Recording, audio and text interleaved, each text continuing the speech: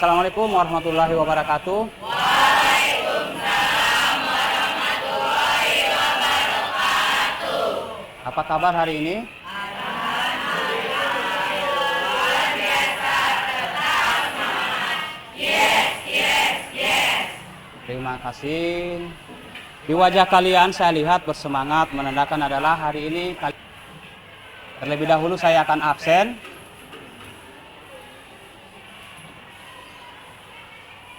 Adi ada? Alif? Andi? Izin? Kala?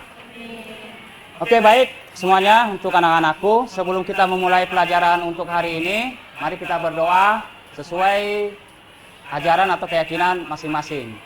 Dipimpin salah satu di antara kalian. Pandi bukan? Silakan. Belajar maka baiknya kita berdoa terlebih dahulu. Mulai.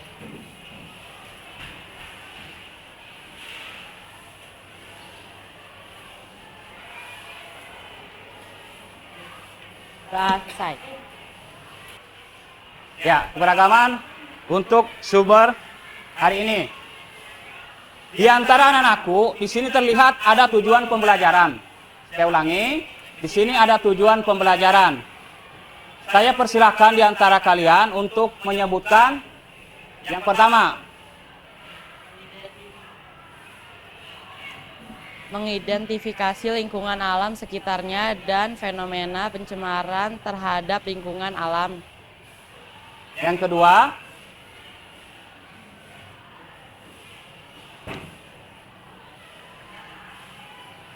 Yang kedua dibaca, nak. Mengidentifikasi lingkungan masyarakat di sekitarnya dan proses interaksi sosial yang terjadi di dalam masyarakat. Michelle, yang ketiga. Menjelaskan pembentukan karakteristik budaya masyarakat daerah. Berikutnya. Menerangkan leluhur bangsa Indonesia dan kehidupan masyarakat pada masa prakastra. Naura bisa diterusin? Lanjutkan. Yang bawahnya, tujuan pembelajaran. Menjelaskan permasalahan terkait kelangkaan dan upaya-upaya pencegahannya. Mari kita lihat. Di sini ada mengenal lingkungan sekitar. Yang pertama, di poin pertama ada mengenal alam. Di antaranya adalah interaksi antara manusia dan lingkungan. Alam sudah terjalin sejak prasejarah. Prasejarah yang dimaksud sini apa? Tidak lain adalah pra artinya sebelum, sejarah adalah kenangan di masa lampau. Jadi kalau definisikan ada aksara, saya ulang. Kalau saya definisikan adalah prasejarah atau praaksara adalah sebelum mengenal tulisan. Karena pra itu adalah sebelum, sementara aksara adalah tulisan. Artinya sejarah belum mengenal tulisan. Lalu yang kedua, yang di bawahnya. Di zaman ini yang prasejarah sesungguhnya dibagi dua. Saya ulang. Di prasejarah itu sesungguhnya dibagi dua. Ada yang di zaman batu, yang kedua adalah arkeologi. Saya ulang. Prasejarah itu sesungguhnya ada dua, ada di zaman batu, yang kedua adalah di zaman arkeologi, artinya peninggalan. Yang mau dipelajari hari ini, adalah di zaman batu. Di zaman batu itu mengenal 4. Saya ulang. Di zaman batu itu mengenal 4 zaman. Di antaranya yang pertama ada namanya arkeokum. Saya ulang. Yang pertama itu ada namanya arkeokum di zamannya ya, itu yang pertama. Dari sebelumnya saya sudah katakan bahwa di zaman itu prasejarah yang disebut dengan zaman batu itu ada 4. Yang pertama ada yang disebut dengan arkeokum. Itu yang pertama. Lalu bagaimana dengan kurun waktunya? Saya ulang. Bagaimana dengan kurun waktunya? Ini diperkirakan berlangsung selama 2.500 juta tahun. Saya ulang. Untuk kurun waktunya adalah diperkirakan 2.500 juta tahun. Itu untuk arkeokum. Ciri-ciri kehidupan di zaman itu ada kulit bumi masih panas. Saya ulang. Kulit bumi masih panas. Keadaan belum stabil, masih dalam proses pembentukan, serta belum ada tanda-tanda kehidupan. Kalau ada yang bisa nanya, mengapa masa itu di Arkeum itu tidak ada kehidupan sama sekali? Karena suhu waktu itu sangat panas. Itu alasannya, atau itu jawabannya. Paham anak-anakku? Yang pertama ya. Oke, next. Untuk yang kedua, di zaman itu ada namanya Paleozoikum. Saya ulang biar jelas. Ada di poin kedua ada namanya Paleozoikum. Berlangsung kisarannya selama 340 juta tahun. Lalu ciri-cirinya apa? Ciri-cirinya adalah bumi sudah terbentuk. Beda dengan ini sama, cuman kehidupannya yang beda. Kalau yang pertama adalah kehidupan belum ada, sedang yang kedua sudah terbentuk tapi. Kemudian, tanda-tanda kehidupan sudah mulai muncul. Sudah mulai kehidupan. Bisa saja di masa itu namanya O2. O2 itu apa? Oksigen. Paham ya? Oksigen. Sudah ada. Kenapa? Karena sudah ada bumi terbentuk, kemudian tanda-tanda kehidupan sudah ada. Kalau kehidupan sudah ada masa itu, namanya apa? Ada namanya alga. Alga itu kalau disebutkan sekarang itu adalah alga ganggang. Pernah ingat atau pernah lihat mungkin? Kecil. Itu ganggang namanya. Ada ganggang hijau, merah, kemudian kuning, dan seterusnya. Itu awal tanda-tanda kehidupan mulai muncul sampai saat ini. Lalu yang ketiga, ada namanya Mesozoikum. Saya ulang, di zaman yang ketiga namanya Mesozoikum. Kisarannya 140 juta tahun. Nah, jenis yang muncul saat itu sudah ada namanya ikan. Mulai banyak. Saya ulang, di zaman itu sudah ada kehidupan. Di antaranya sudah ada berbentuk ikan atau reptil. Itu yang dimaksud. Di masa itu pula, kalian sudah mengenal atau bahkan pernah lihat, tapi bukan aslinya ya. Contohnya yang ada di Bogor, di museum. Dinosaurus. Pernah ada yang ke Bogor di museum bahari yang ada di Bogor, prasejarah. Itu ada artefak namanya dinosaurus di zamannya. Itu sudah kehidupannya muncul di saat Mesozoikum yang ketiga. Nah, yang keempat, ini nggak kalah menarik. Yang keempat itu adalah namanya Neozoikum. Zaman keempat ini, inilah yang sekarang kita nikmati. Apa? Adanya manusia. Itu mulai kehidupan ada di saat zaman Neozoikum. Ini yang ketiga. Di zaman ini ada dua pengertiannya. Sekali lagi saya ulang. Di zaman Neozoikum itu ada dua.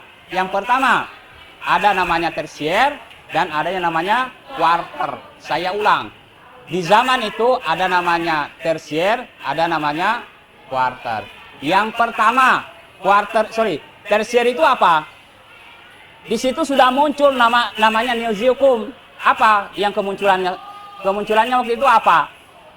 Adalah sudah ada mamalia. Sudah ada mamalia.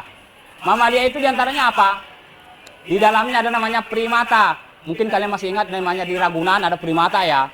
Primata itu nggak jauh dari apa namanya? Monyet. Benar.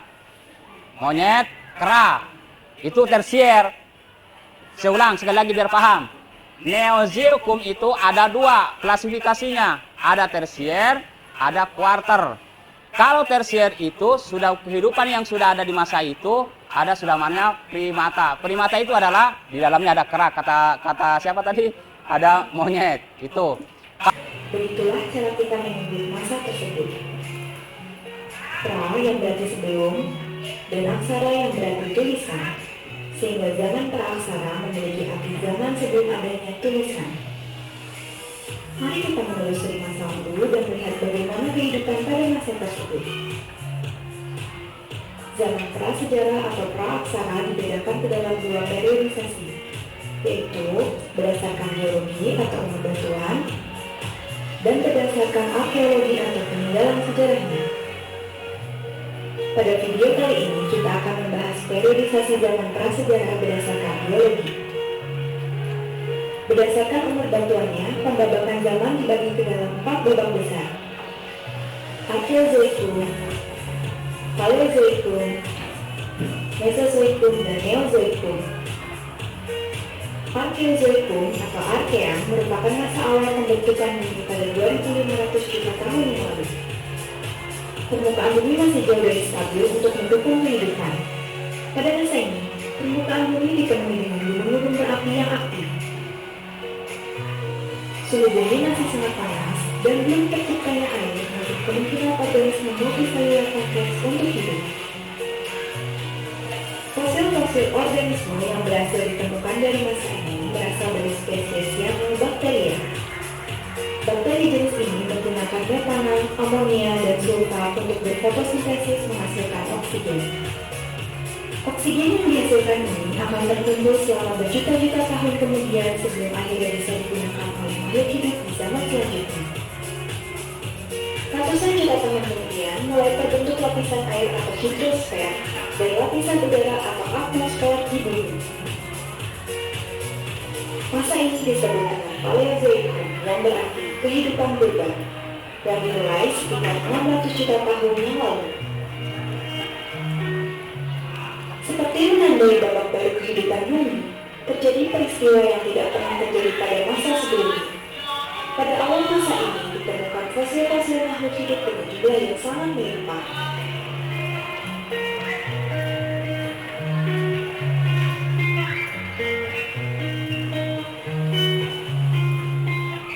Peristiwa ini disebut dengan ledakan Kambrium, di mana jumlah makhluk hidup yang berevolusi dalam satu periode mencapai angka terbanyak dalam sejarah bumi. Masa Paleozoikum terbagi ke dalam 6 periode, dari yang tertua yaitu Kambrium, Ordovisium, Silurian, Devonian, Karbon, dan Permian. Pada awal masa Paleozoikum, berdasarkan temuan-temuan fosilnya, diketahui bahwa kehidupan organisme air lebih berkembang dibandingkan organisme yang ada di darat. Bagaimana proses pembentukan bumi? Naura?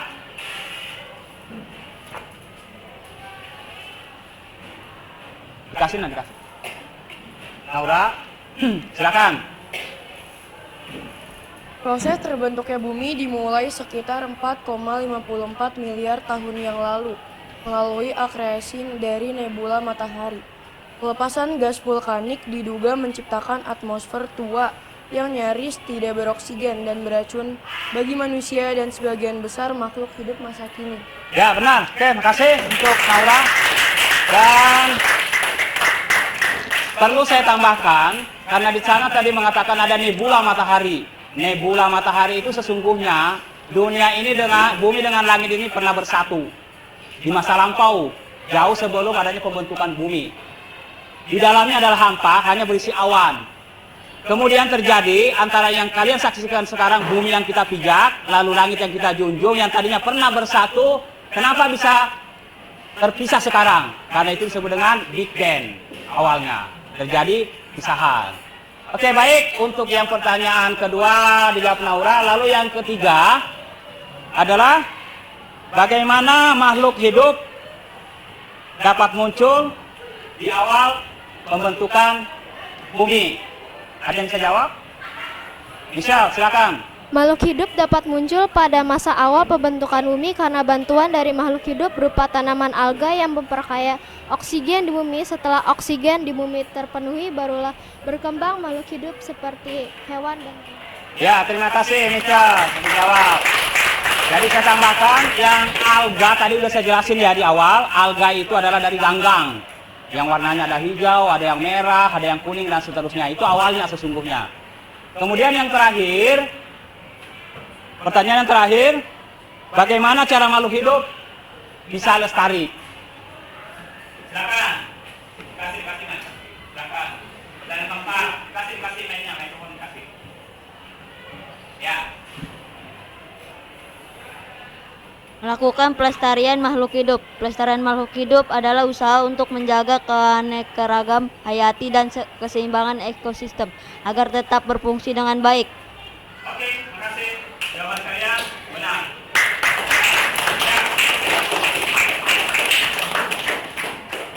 Siswa yang akan saya bagikan lembar kegiatan siswa yang akan saya bagikan, karena 36 siswa isinya kan ya, satu orang tidak masuk, maka satu kelompok itu terdiri dari, kalau dibagi 6 kelompok berarti isinya berapa? Setiap kelompok 6 juga.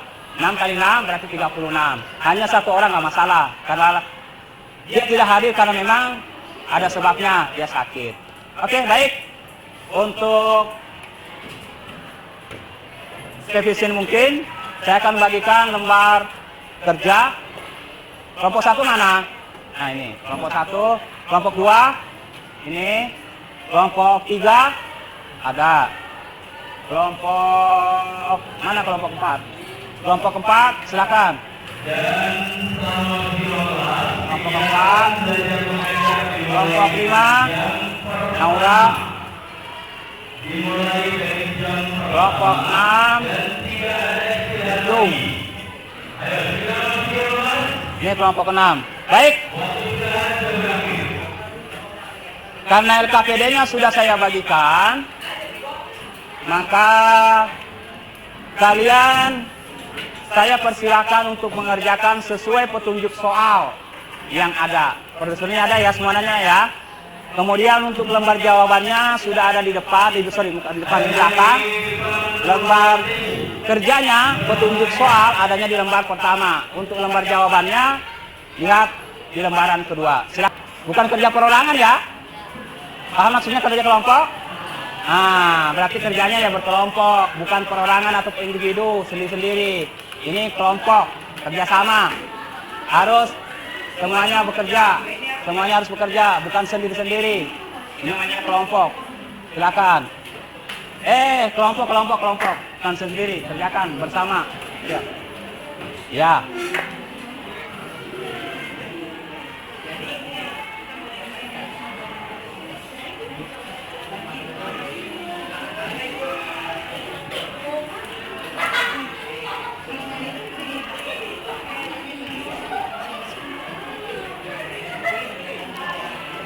Ayo, silakan.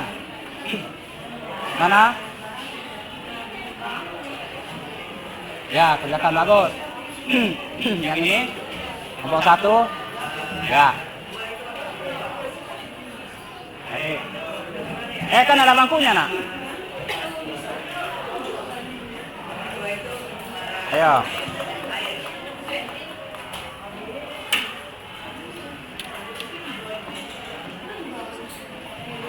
Ada yang enggak, semuanya bisa ya, bisa ya teratasi. Baik. Siapa dulu yang mau? Kelompok berapa? Kelompok berapa dulu yang mau? Ya, kelompok 1, silakan. Awas kabel, awas. Ayo. Kelompok 1 beri tepuk tangan, kelompok 1. Awas. Kelompok 1, hati-hati. Nah, oke. Silakan.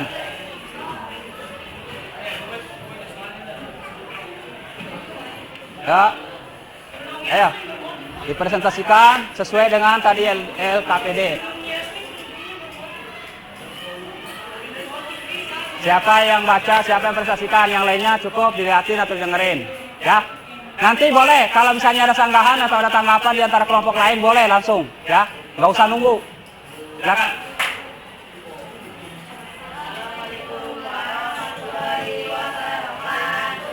Waalaikumsalam.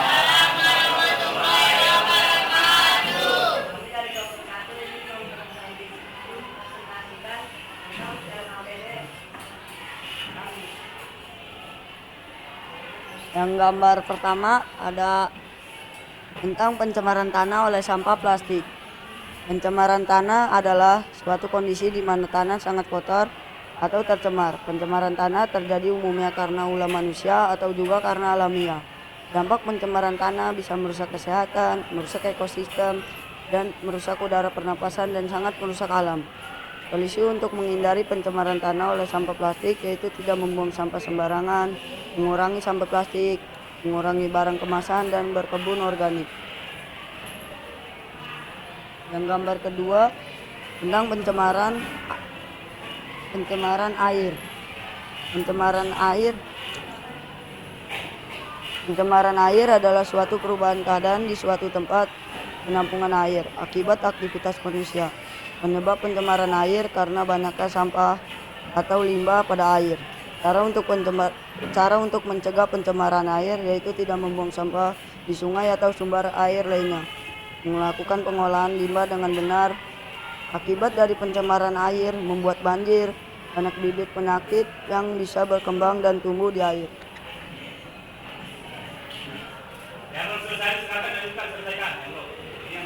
Yang gambar ketiga yaitu pencemaran suara bisa disebabkan oleh suara klakson kendaraan. Kebisingan lalu lintas merupakan penyebab pencemaran suara yang paling berpengaruh di kota-kota.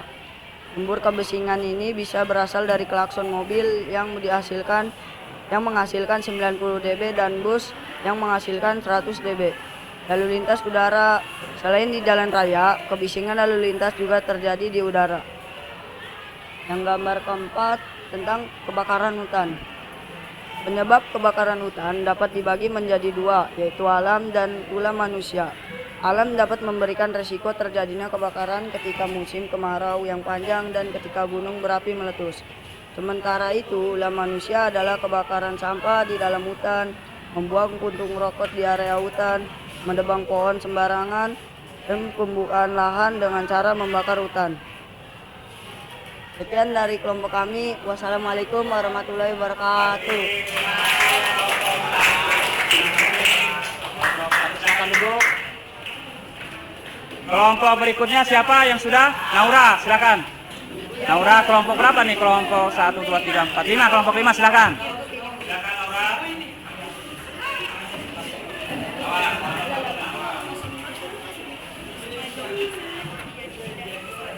Ya, silakan. Siapa yang baca, siapa yang presentasikan? Ya, Naura. Silakan.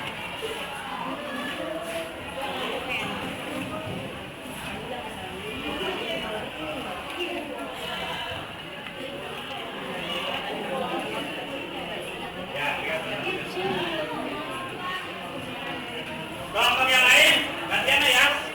Selagi dipresentasikan, disimak, didengarkan. Kalau ada yang kurang atau ada yang mau dikritik, boleh silakan langsung.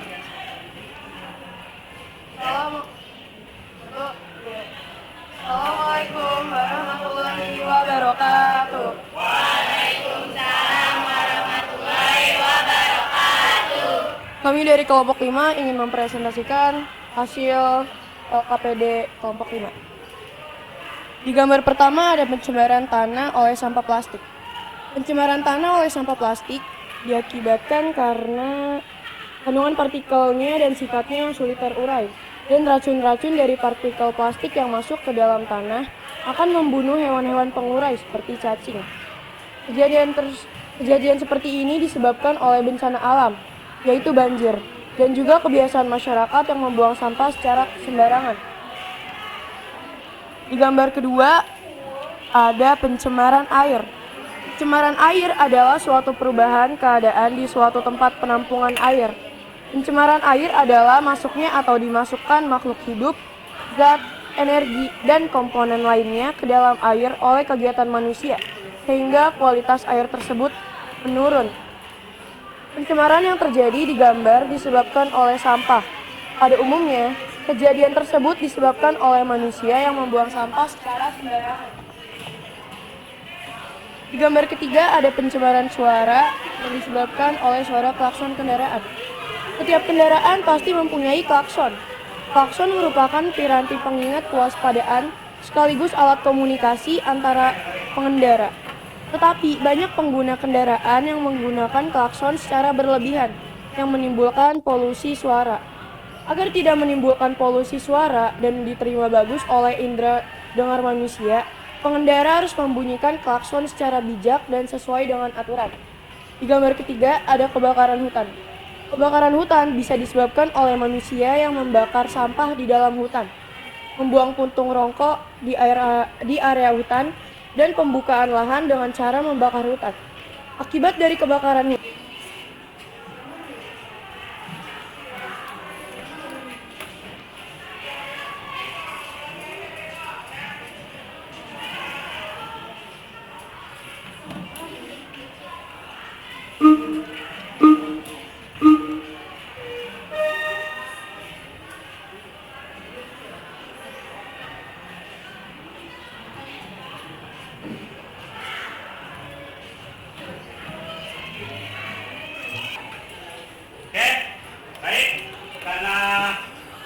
Dari pertama penjelasan sudah, kemudian videonya sudah selesai, lalu presentasinya yang ketiga, saya ulang.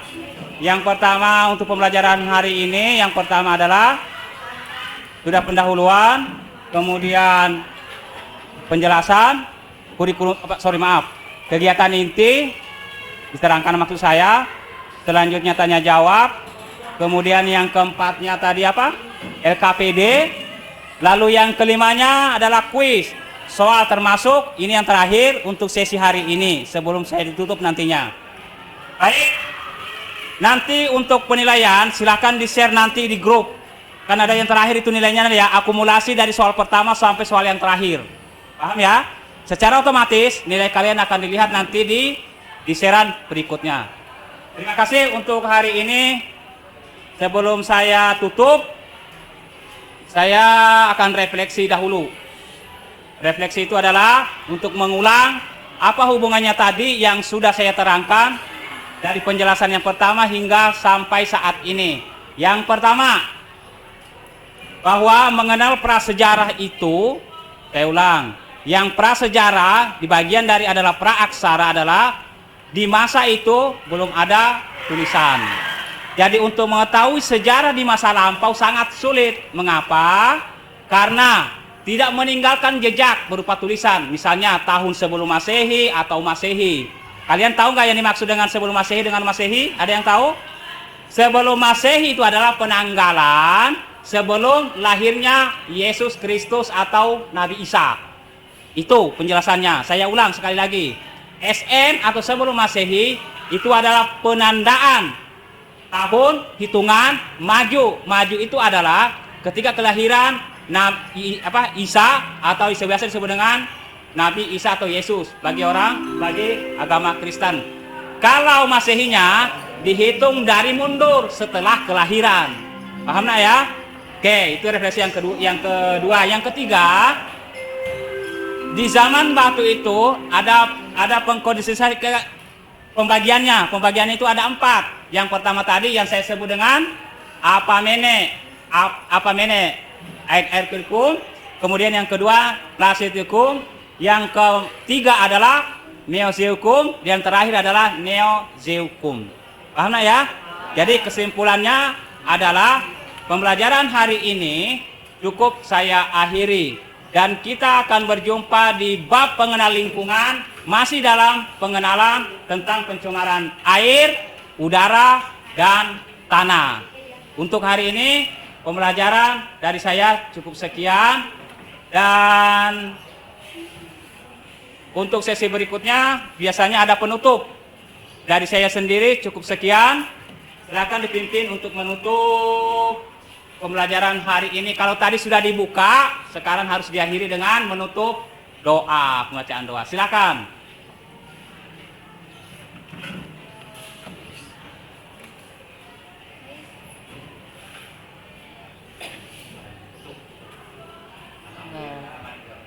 Alhamdulillah, pelajaran kali ini sudah selesai. Mari kita berdoa terlebih dahulu. Nah, Alhamdulillahirobbilalamin. Terima kasih untuk semua kelas 7A. Di minggu besok, karena ini hari Jumat, berarti pertemuan berikutnya itu hari Seninnya ya. Hari Senin jam keberapa? Hari Kamis ya? Hari Kamis, oke. Karena ada revisi untuk pembelajaran 7A di hari Kamis dan hari Jumat. Oke ya. Terima kasih, tidak ada bahas tangan yang dapat saya persembahkan kepada kelas 7A kecuali ucapan terima kasih. Burung irian, burung cendrawasih. Cukup sekian dan terima kasih.